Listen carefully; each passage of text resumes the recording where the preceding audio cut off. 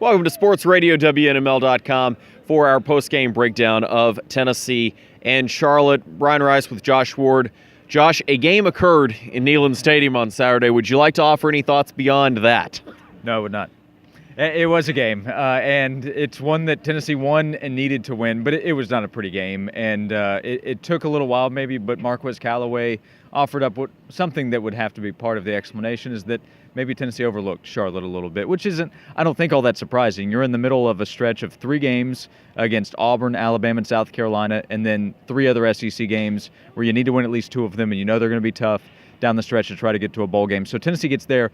Some of the main issues that Tennessee's had all season long were there again. Most notably, Tennessee's inability to run the football. That was probably worse than I think anybody could have projected in what the total yardage was. Sack numbers affected that some, but no matter if you take those issues out in protecting Jerry Gaetano, Tennessee still could not run with any kind of consistency against Charlotte. So that's something that I'm not sure is going to be fixed in the next 3 games. Instead, Tennessee is going to have to work around it. Getting Ty Chandler back, if they can do that where he's fully involved, that would be a bonus. But you're still going to have to, I think, get outside, get on the perimeter, because running at teams isn't something that Tennessee looks like it can do. Let's stay on the offense for a second. With Jared Garantano, couldn't stay upright today. I don't think that's certainly all on him. Right.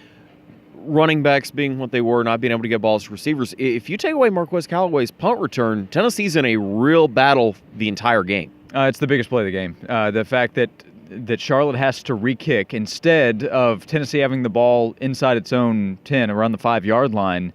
Tennessee has a touchdown on the board, and as you found out, points were at a premium in this one. So instead of Tennessee, which was struggling to move guys up front, having the ball deep in its own territory, it's kicking off. So it helps the field position. Doesn't mean that Tennessee would have lost the game if it doesn't get that return by Marquez Callaway, but it would have been a dicier situation for Tennessee, would have put more pressure on an offense that was really struggling to have much success. So that was a big play, I think the biggest in the game. Let's hit on the defense before we get out.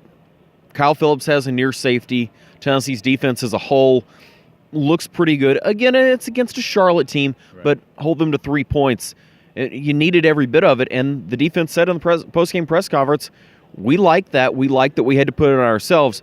Can they carry that defensive effort that was better than last week's over into these next 2, particularly with a rushing offense like Kentucky next week? Well, it's going to be a lot more difficult because of Kentucky's ability to run the football. We'll see where the Wildcats are coming off the loss to Georgia, where Benny Snell's health is.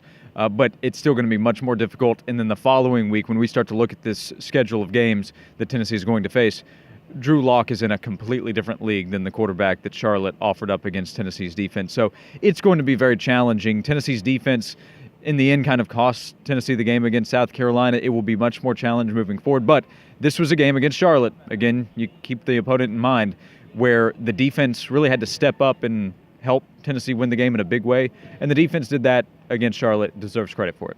Tennessee defeats Charlotte 14-3 at Neyland Stadium. Of course, Kentucky comes here to Knoxville next week. Your first opportunity to weigh in. Sunday Sports Sound Off, 8 a.m. on Sports Radio WNML on Sunday. And we'll be with you all week long, starting at 6 a.m. on Monday. For Josh Ward, I'm Brian Rice. We'll see you soon.